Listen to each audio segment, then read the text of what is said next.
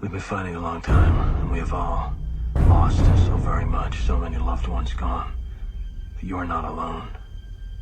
There are pockets of resistance all around the planet. We are at the brink. You have no idea how important you are. If you're listening to this, you are the resistance. Ave Maria Stella Dei Mater Alma Atque semper Virgo Felix te porta. Welcome, everybody. Steve with Cespadel. Coming at you with Kevin Wells, author of quite a few books. I'll go ahead and just show it up here so I don't screw up the writings here. He wrote a lengthy article. The Hermit, the priest that saved the soul of marriage and the family. Priest and Beggar, the heroic life of Venerable Aloysius Schwartz. The priest we need to save the world, and his latest one coming out, which you could pre-order on scepterpublishers.org. Coached by a Cure, Lessons of Shepherding with St. John Vianney. So, Kevin, welcome. How you doing? Oh, man, it's awesome to be in the house. Thanks, Steve.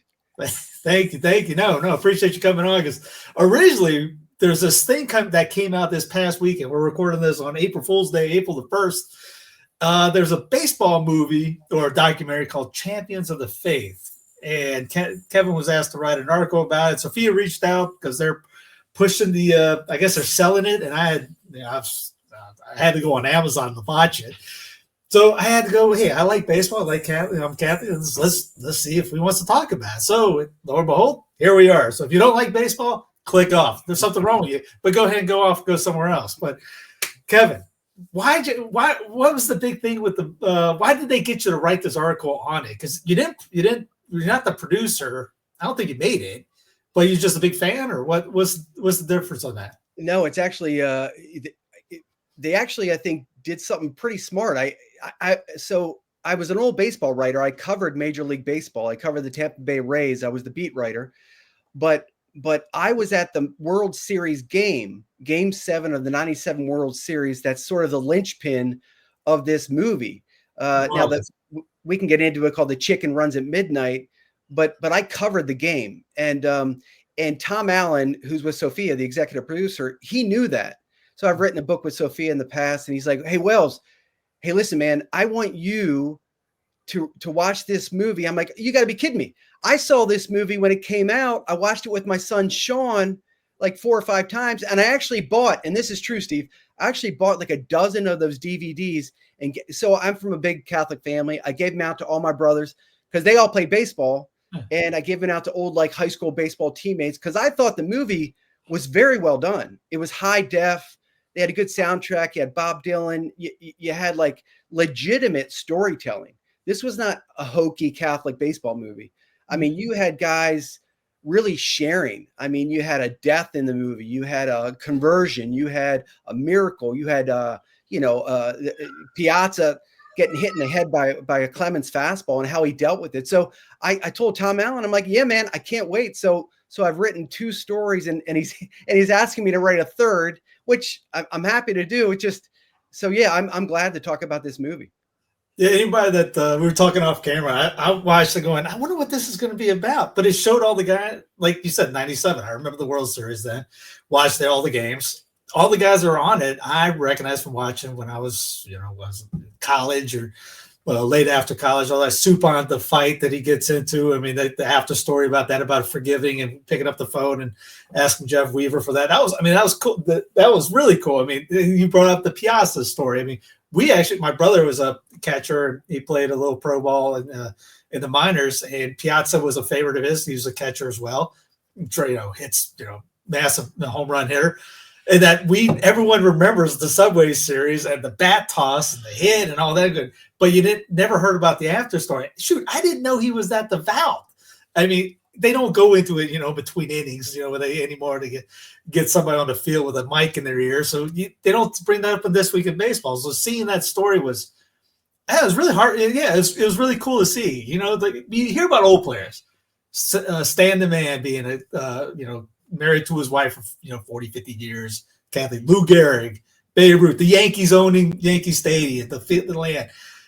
all the guys from the past, or the joke with the Cardinal that goes up to Pope Pius XII saying, "Hey, you know what used to be, you know what we have in common? He got traded to the Browns." He goes, "We used to be Cardinals." So you hear about those, but you don't hear about the modern guys. Yeah, I do think, Steve, that something, I would say, supernatural kind of lifted into the ether after the Passion of the Christ. I think whether it was Major League Baseball players or Catholics throughout the world, they were jolted and they were humiliated by the scourging scene. They were pierced. And something, I think, told tens of millions of Christians, Catholics, hey, you know what? I did this, and how dare I not proclaim a little more boldly, if I'm a quiet Catholic per se, in the public square to my neighbor or whatever, the fullness of my Catholic faith. And this movie, Champions of Faith, came out pretty soon after the Passion of Christ. And I, because I covered baseball, like I was in clubhouses every night, Yeah. and that was before Passion of the Christ, and players were very reluctant, unless you were like a Pentecostal or a Protestant, like you hit a 3-1 homer. Well, the Lord Jesus Christ helped me hit that, and you're like, okay, whatever. But Catholics, and there was a few in the clubhouse of the Tampa Bay Rays. John Flaherty, he was actually an all-star catcher for a few years, and Davey Martinez, he was a manager for the Nats, but they were, unless we were talking about the faith, they would never talk about the Catholic faith. But I do think something happened after the Passion that was a springboard for more Catholic baseball players to proclaim more openly, who they are, and really the innermost recesses of what their faith meant to them. Yeah, I remember when I saw Blackjack McKeon, I'm going, hey, I kind of knew, but you didn't know. I mean, the Hispanic players, obviously, easy ones. They're probably 9 times out of 10 they're going to be one of us. I mean, I didn't know.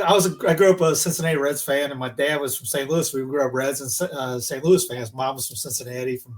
My great grandparents came over from Italy, from Naples to New York to Pittsburgh to Cincinnati. So we went to Reds games, we went to Cardinal games, and see guys like Sean Casey. They called him Mayor of Cincinnati. Had no clue how great of a dude he was. Didn't know he was. Now my cousin was at his the men's group in Cincinnati. They had a big thing, and Casey was the main speaker. I was like, I had no clue. I mean, again, it goes back to Piazza. But these are like modern legends for us. I mean, I guess it'd be like Joe DiMaggio back then, and you see some kid going up, Joe DiMaggio was at mass with me. Something like that in a sense. Yeah, you know what, Steve, what I've been thinking as it pertains to that, because you gain an awareness of Jeff Suppan, Piazza, Sean Casey, and you're like, that's pretty cool. He's Catholic, but here's where my head goes. So in 2025, so we know with the new administration and the amputating of DEI and the silliness and the waste and the craziness of the federal government and what they've really thrown into the mix the past 4 or 5 years. Well, what I'm thinking right now is this. So what is June Pride Month going to be like in Major League Baseball? Because in June, really, that's the only sport that's going on. Everything else, football's done, hockey's wound down, basketball, no. It's baseball. Nobody cares about WNBA. Is that a sport, Steve? I didn't.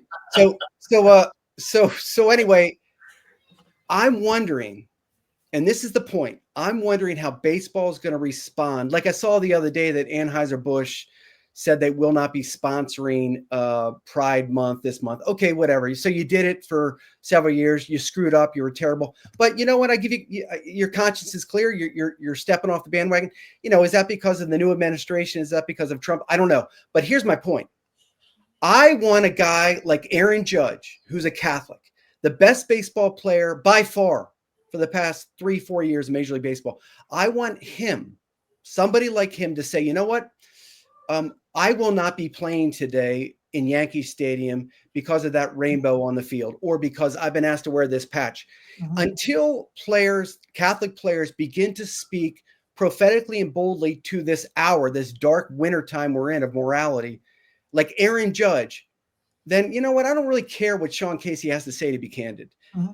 I want Catholic players to be martyrs to the times we're in. And just imagine if Aaron Judge, who no one's going to touch, if Aaron Judge says, you know what? I ain't going on the field. Aaron, what are you talking about? No, of course not. My Catholic faith, I don't believe in homosexual marriage. You think I'm going to go out there and say I'm proud of it? No, I'm in the clubhouse today. I mean, that blows up in the New York Times. I mean, whatever. So Judge takes his hits. He gets the uppercuts all day long for the next week. But just think what the groundswell that does for timid and flat-footed priests, laity, whomever. They say, my goodness, Judge is a modern day martyr. I want to be like I want to be like Mike. I want to be like Judge. So that's what I want to see in June.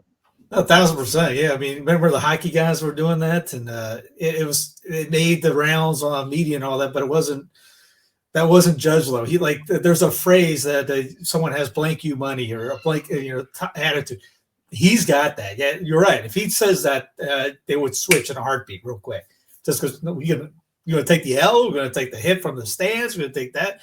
If some little, backup second baseman says that, and no one's going to care. It's kind of like the Crenshaw, who's supposed to be. I don't think is Crenshaw a Catholic, but he's devout online, but he didn't really do much last year for that Dodger thing. There was a lot of quietness out there. No, he was weak. He had. I remember. I forget. I can't quote it, but it was a weak. It was a tepid response. Yeah, he didn't have to pitch that day. It was like, yeah, great, thanks, man. That's cool. Yeah. So, no, 100%. Judge or somebody like that comes out. That's earth shattering in the baseball world. Yeah. So that's where we are. I mean, but again, I'll go back to the premise of this podcast. I will urge. I'll just say I'll encourage your viewers, even if you're not a baseball fan. And you're right, Steve. Shame on you. But I would encourage you to watch this movie because it's not hokey. It's actually wall-to-wall crisp storytelling. Like, I mean, baseball players are crying. There's conversions. There's a guy who's like, hey, man, I lived my whole life in sin. And then my daughter, 18, died of cancer. And there's a miracle 4 years later where she's speaking to me from the grave. And you're like, and all of a sudden I got the teardrops coming down. And I don't want my little son, Sean, seeing dad crying. But I'm like, hey, man, I got to let it go because this is too powerful. So yeah, it's called Champions of Faith Baseball Edition. EWTN selling it, Amazon Prime sells it, but it's a good watch. It's only a little over an hour long, and I've seen the movie 5, 6, 7 times. Yeah, or like I said, Suppan telling his his kids will eventually see him in the fight, and how's he going to explain that to his kids and what to do about it, and I mean that takes a lot of guts just to pick up the phone and just have that kind of grudge over that. I mean, I don't know if Robin Ventura did that with Nolan, or Nolan did that to Robin afterwards, but you know as well as I do, Nolan didn't do that. Nolan's too much of a Wild West hero. He's got the black cowboy hat on. He's not calling up Ventura. If he calls up Ventura, he's like, hey, man, that's what happens when you charge the man. But hey, really, really quick, I'm going to tell you, Steve, this is incredible. Guess what happened? Guess what I found out? So I was talking to Suppan a few weeks ago about the documentary. I got a couple quotes from him. I love Suppan, but I found out that Weaver, after that phone call, converted to the Catholic faith. Jeff Weaver, who he charged him out, Jeff Weaver is now a Catholic. And I don't know if it was because of the phone call or because how beautiful it was, but today he's a practicing Catholic. Yeah, I mean, it could have been open to grace. Hey, what's up with that guy? I go to this one gym. I go to, and this Canadian comes up to me, and I give him a bunch of news from the alt media, and he'll tell his friends that where he gets the info I give him. And he comes back to me and goes, all these guys, they're like black, they're upset, they're worried, they don't know what to do. They look like they're on suicide. And he'll tell them and goes, I get this info from a guy with 4 kids, and he's smiling and laughing all the time. And he looks at me and goes, why are you like that? I mean, he knows I'm Catholic, but he forgets that every time because it's, I don't know what's wrong with it. But maybe he saw that. He goes, why has he got this joy? And it's a little different when you go out there and you remember the movie For Love of the Game? Awesome movie. Great movie. I always love that the prayer at the end. He goes, he stands on the hill, goes, I never want to get you involved in a game because I thought it was silly, but if you could take this pain out of my arm for a couple of minutes. Yeah, I mean, it was raw, right? It was raw.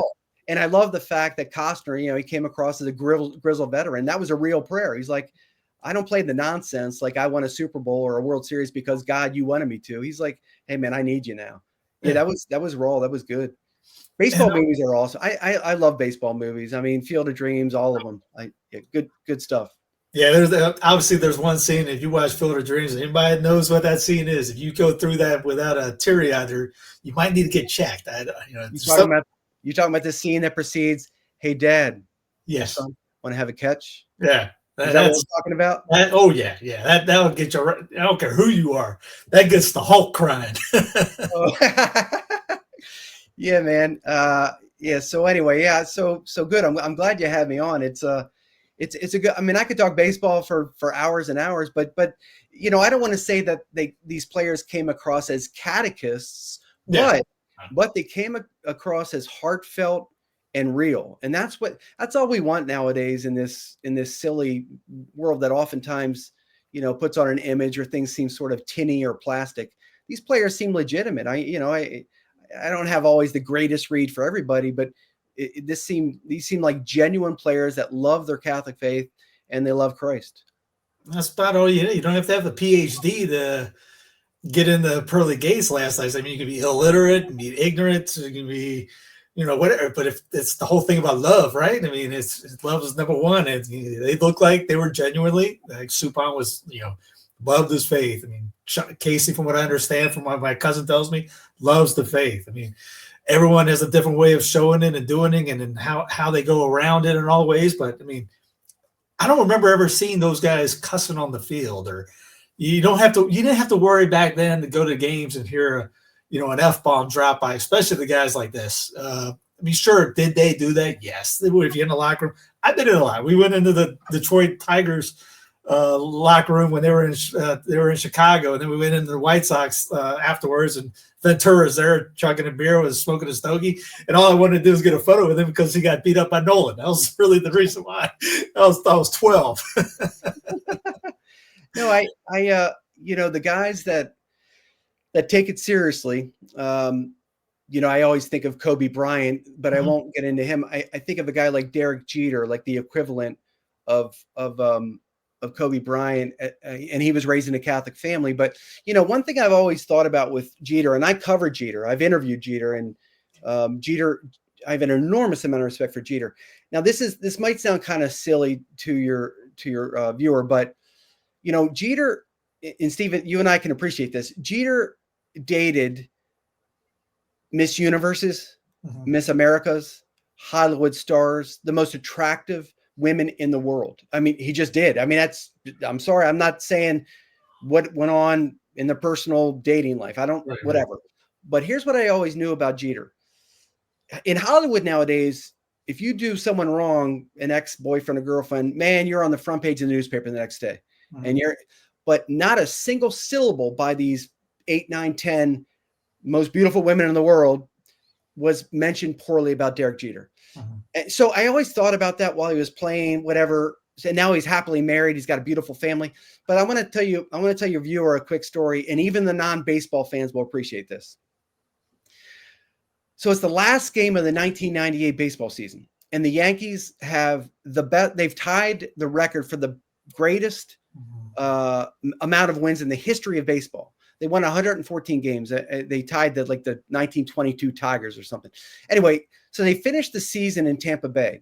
And my editor said, "Hey, Wells, we're going to preview our playoff coverage on Derek Jeter." So Jeter was just named as a 24-year-old, the captain of the Yankees, the first captain since Thurman Munson back in the 70s. And in this clubhouse, again, they were the best team in baseball by far. But in this clubhouse, you got veterans everywhere. You got Bernie Williams, you got Joe Girardi, you got Andy Pettitte, you got Darryl Strawberry's in there. And Joe Torre names Jeter, this 24-year-old, the captain. So anyway, I got with Jeter, and thankfully he was such a classy guy, because they don't want to talk to me. They want to go back to New York and just get ready, take 3 days off to get ready for the playoffs. But Jeter was kind enough to sit down before the game. We talked for a while, and it was an exceptional interview, what you expect. But afterwards, I went up to Joe Torre, and Joe Torre, for your viewer, he was the manager, one of the greatest managers in the past 30, 40 years. He was the manager of the Yankees, won a bunch of World Series. And I said, "Hey, Joe, I just got done talking with Derek. Boy, what a shortstop you have. And but why with this clubhouse filled with veterans, why would you name him the captain at his young age? And he said, well, the next time there's a pitching change, I want you to watch what happens. I said, what happens? He said, well, obviously, our pitcher's getting hit around a little bit. There's some anxious moments in the game. It's, a little anxiety. We're not doing really very well out there. And so I go to the mound, and every single time the first person to meet me at the top of the mound is Derek Jeter. And he looks me in the eye, and he takes his glove and he punches me in the chest. And he says, don't you worry, Mr. Torrey. We're going to take care of this for you.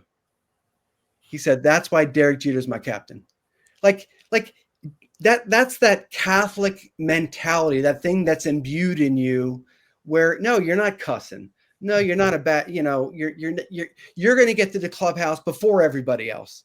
It's like Cal Ripken. Cal Ripken, after a game, who never sat down for 2,600 games, Cal Ripken worked out after the game. So you have this certain understanding, you have this dignity, you have this responsibility to show all the other guys, hey, this guy's different, because you're always trying to build people up by your example. And that's what the great ones did. Kobe did it. Jeter did it. Cal did it. The great ones do it. No, yeah. You brought up Cal, I immediately thought of Lou, because Lou, there was a Catholic guy. He was the original Iron Man, and he was, as they said, a gentleman. Everyone talked about he was the perfect gentleman on the team, and not to smack Babe out, because Babe was a Catholic dude too. And apparently, it was really. I haven't read that book on the priest that pretty much raised him, I guess, but he didn't. I remember there was a story about the Chattanooga story when they're going up from spring training. They're taking the train up, and they have like the girl pitcher, and it was basically just to get Gate at the thing, and she struck out Lou and Babe, and afterwards they took a photo, and Lou, being a gentleman, stands there, smiles, put his arm next to her, and Babe looks like he wants to kill her with a bat. Yeah, Babe. So Babe, I used to live right next to his house he grew up in Baltimore. I lived with 4 friends in downtown Baltimore, across from Camden Yards. He was drinking beer at the age of 9. But I used to go to his old parish in Ellicott City, St. Paul's. But I want to. You brought up Cal Ripken, and I want to mention this, Steve. So I've interviewed Cal many times, and I always sort of thought of Cal, what he did, as analogous to the real Catholic life of dry martyrdom, of white martyrdom. And what do I mean by that? Well, for your viewer, Cal Ripken did something inconceivable. It'll never be broken again. He played in 2,600 consecutive games. That's unheard of. Like it'll never be done again. But anyway, he told me, like, I asked him one time, I said, how'd you do that? Like, how did you keep getting on the field, responding to aches and pains? And he said, well, Kevin, he said, what I had to do was, because he said, I hated practicing, I hated preparation, I hated training. I just wanted to play in games. Mm-hmm. So every day when I went to the ballpark, I had to invent, or I had to make up a new and creative or an imaginative way to get ready for the next 3 hours, to get ready for the game. So, because I had to train, I had to stretch, I had to warm up my arm. So every day I tried to take a new approach, because I owed it to my team. It was boring. I didn't want to do it, but I owed it to my team because I wanted to win that night. So in the Catholic life, oh man, my wife's in a bad mood. Doesn't matter. I got to love her the best I can anyway. The kid's off the rails again. Hey, you know what? The burden of my responsibility is to be a dad right now and help him overcome it. Everything. It's like Cal showed it doesn't matter. You keep showing up. You keep posting and doing your best. That's kind of the Catholic level. Anyway, for men, it's the Catholic life. Just keep posting and doing your best. And that's what Cal did. I can't remember who said it, but it was in the documentary. They talk about going 0 for 3 one night and pretty much everyone laughing at you, or you miss a ball too. So you have a terrible day, and the next day, you just keep your mind right. The next day you might go 4 for 5, and you're the hero of the game next time. It's switch instead of just going, oh, woe is me. I remember there was one now, a current kid, was a pitcher for the Dodgers. He was shown crying or something. I can't remember the context of what's going on, but they were saying his mental state might not be there, which goes into the thing. All right, I just got shelled. All right, forget about it. Let's move on. Today's another day. You still love me. I'm not going to hell over a 5.14 ERA. So we'll get it back next time. Right. It's the weirdest thing, Steve, about baseball, and your non-baseball viewer can appreciate this. Like, it's nuts. But so if a batter gets up 10 times, and out of those 10 times he gets 2 hits, which means he gets 8 outs the other time. So he only gets 2 hits. Well, he's considered a terrible baseball player. Like, he's not good. He's barely in the league. However, if that player gets 1 more hit, so he's 3 for 10 instead of 2 for 10, he's in the Hall of Fame. So baseball is margins, it's inches, it is the smallest detail, from greatness to being a clown show, getting demoted to single A baseball. And again, that's sort of like, I hate to keep being this Catholic analogizer, but it's analogous to the faith. It's like, I'm this many choices a day from going to hell. So what's my choice? Am I going to, these 40, 50 choices that sort of germinate, like, how am I going to choose? Am I going to go to hell? Am I going to be a 2 for 10 hitter? Or, man, do I got a shot at heaven because I'm doing the harder thing? Like baseball, like, I could talk about baseball and heaven, that it's a Catholic sport. It's timeless, right? There's no clock in baseball. Like, heaven's timeless. Like, baseball is God's Catholic sport. I'm sorry for you communists out there that love soccer. Okay. It's a communist sport. And so is lacrosse. Okay. And women's basketball, I don't even know what that is, but baseball is God's sport. I was just thinking I was picturing Bull Durham when you were talking about another seeing eye single, another little pop over. You're in the Hall of Fame. Just 1 more a week, you get there. Yeah. No, yeah. It's funny. My dad used to call soccer a communist sport all the time. But yeah, you're right. I mean, it's. I was thinking the ladder of divine ascent, because that was in the Easterns. That was this past Sunday. It was essentially feast day. Was Sunday for Climacus. You got the demons trying to pull you down every time you climb up a ladder. One elder said, and he goes, "How do you get up there?" He goes, "1 step at a time." And yeah, you go same thing. How do you hit this? How do you hit this car? How do you throw a car? 1 step at a time. You get the fundamentals down. You build up on it. It's a team effort. You see the whole line of people going up the ladder, getting up there. The angels are trying to help pull you up as well. It's a team effort in a sense.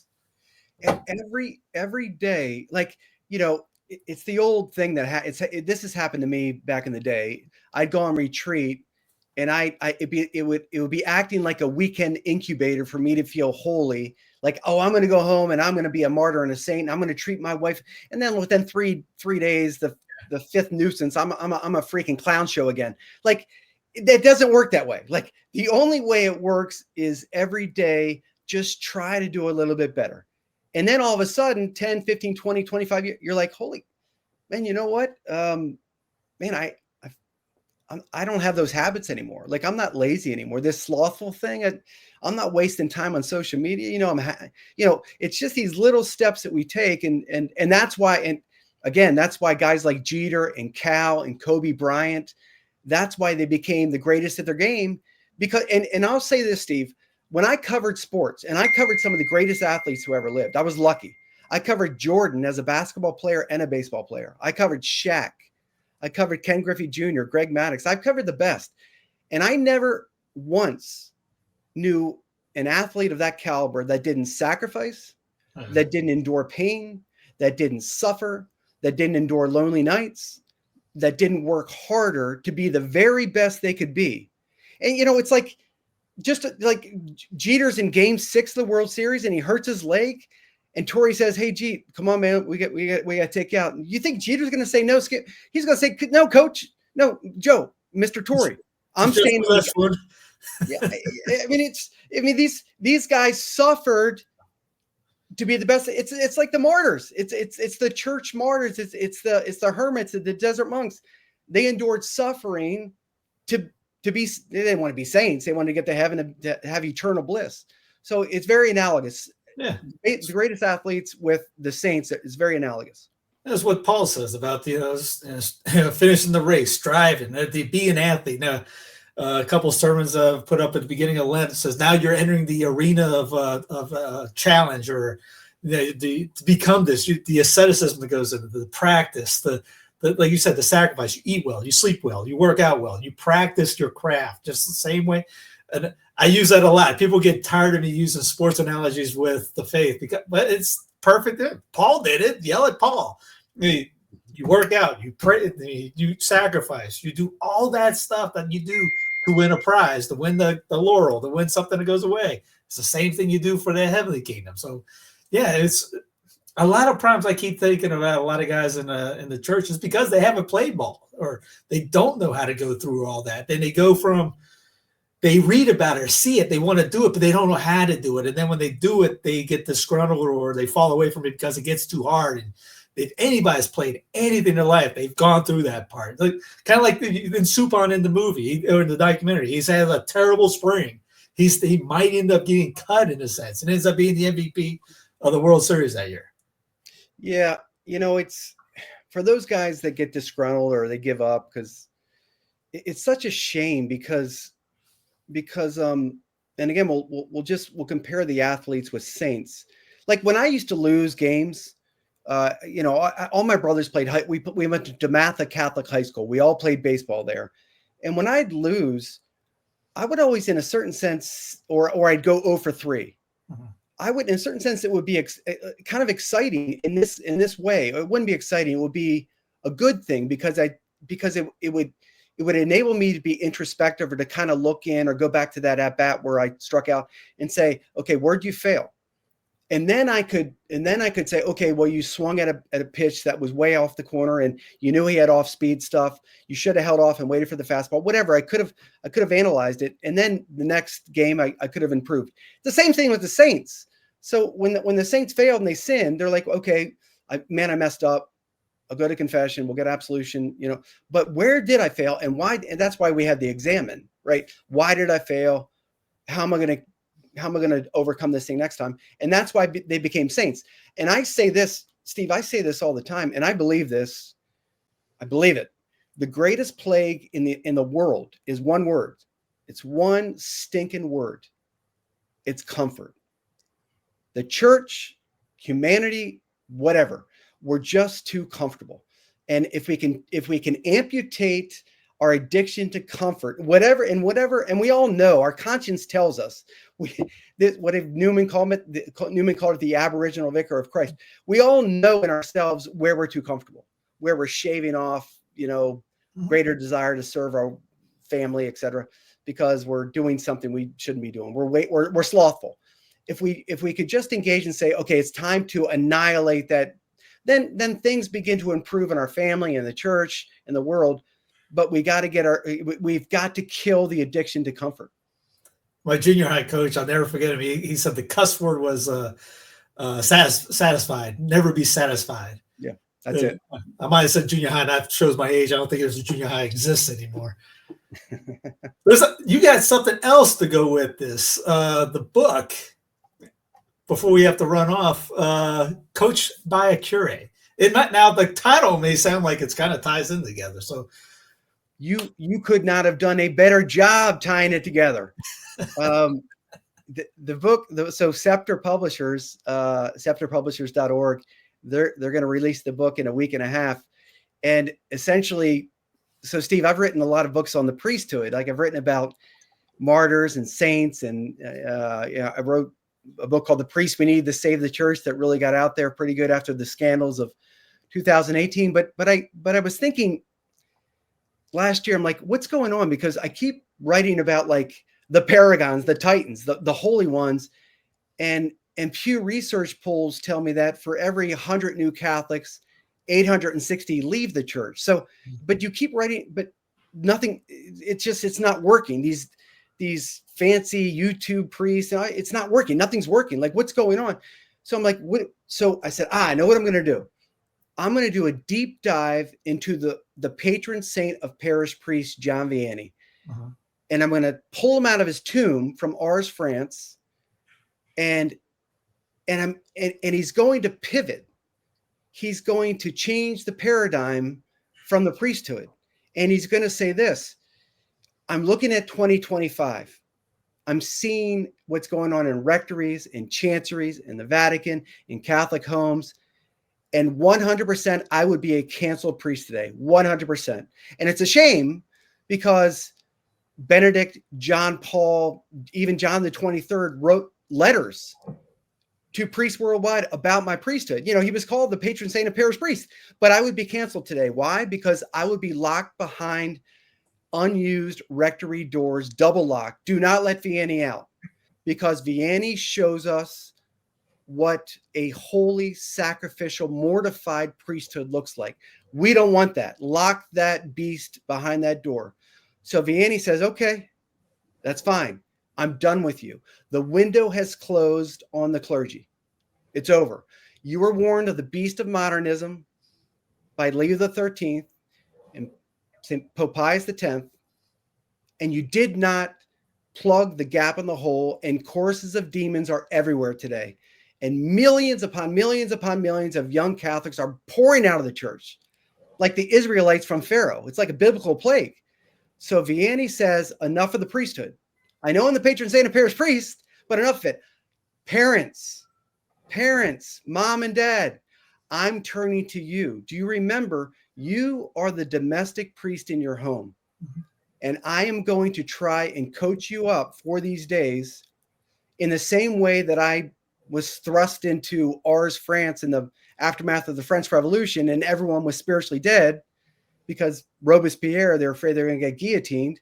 And I had to coach them back up. And within 15 years, I had a town of willing martyrs, that willing saints. And then all of a sudden, they built a new train line to Lyon, and people were pilgrimaging down to Ars to lay their eyes on this priest who could read souls. And so I want to tell you in the same way how I built ours up, how you can build up your families. So he lays out this sort of, I don't know, a sacred blueprint of what he did in ours. And the book, the entire book is written by him. It's like a love letter from heaven that it's like a postcard drop from heaven. So I give him the pen. He takes the full weight of the book. So yeah, he lays out for moms and dads who are scared to death that their kids are being sucked into the world. You know, whatever, technology, pornography, all this stuff that's floating around out there. And Vianney says, mom and dad, I got your back. I got your back. I'm going to show you what we can do together. So I think it's a very, I think it'd be a very helpful books to parents today that are fearing that they're going to lose their kids or have already lost their children. And Vianney says, here's how we're going to get them back. Mm-hmm. That's kind of funny you brought that up. A friend of mine, and Father Deacon, is now going to be at a parish I know, the head RCI guy, and they're moving the focus. His first thing is they're moving the focus away from going after the kids to educating the parents. Steve, the CCD program the past 50 years in America has been an abject failure. Mm-hmm. It has been a disaster. All it is, and I talk to priests about this all the time, all it is a carpool line where parents drop their kids off. The kids, until First Communion, the kids don't go to Mass again until confirmation. Parents don't go to Mass until the church understands that it's an abject failure, and they begin to teach the parents what the Catholic faith is, catechize the Catholic parents. I don't care. Dig up the Baltimore Catechism, whatever you got to do. Coach parents, teach parents, instruct parents how to be priests in the home. Our church is going to continue to collapse. It's on fire as it is. But yeah, I agree with your friend, Steve. It's parents have got to take responsibility. And here's the thing. Moms and me, Kevin Wells, I'm going to go to hell if my kids go to hell, because I'll see, I watched too many Baltimore Orioles baseball games. I was scrolling about granularly breaking down the Orioles minor league system. I was going to bars with my friend. Like, I'm the custodian of my children's soul. So if they go to hell, I'm going to hell. So until moms and dads realize that little Sammy and Annie, they're not going to heaven. Like, they're not going to heaven, and you're not either. So until they realize that eternity, their eternal soul is real. It's like John Vianney said, hey, you know what? You're all going to hell. And ours was like, what are you talking about? No, you're going to hell because you're going to the cabarets, you're going to the bars, you're sleeping around. So I'm just here as your priest who loves you. I love your soul. Well, they bought in. They all bought in. And all of a sudden they said, hey, John, Vianney, catechize our kids because we blew it. And Vianney's like, okay, are you in the game? Mom and Dad, are you in the game? Oh, yeah, we messed up. Forgive it. Okay, I will catechize your children every single day. And Vianney did. Every day of his priesthood, Vianney was catechizing children because parents bought in. So Vianney worked with the kids as long as the parent is. They told Vianney, we'll work with our kids if you'll give us an assist. I think it's my belief that's how it should work. Parents working with the priest. But if they just drop their kid off in the carpool line for babysitting, yeah, no chance. Well, I have everything underneath in the show notes, the new book, along with the article they wrote about Champions of the Faith. So if you want to watch, it's on Amazon or SophiaPressInstitute.com. We'll have it as well. Kevin, I appreciate your time, man. That 40 minutes went by real quick. But yeah, man, after the book comes out, I'll try to get you back on and we'll do that. We'll promote the book a little bit more too. Oh, I'd love that. Thanks so much, Steve. Ave Maria Stella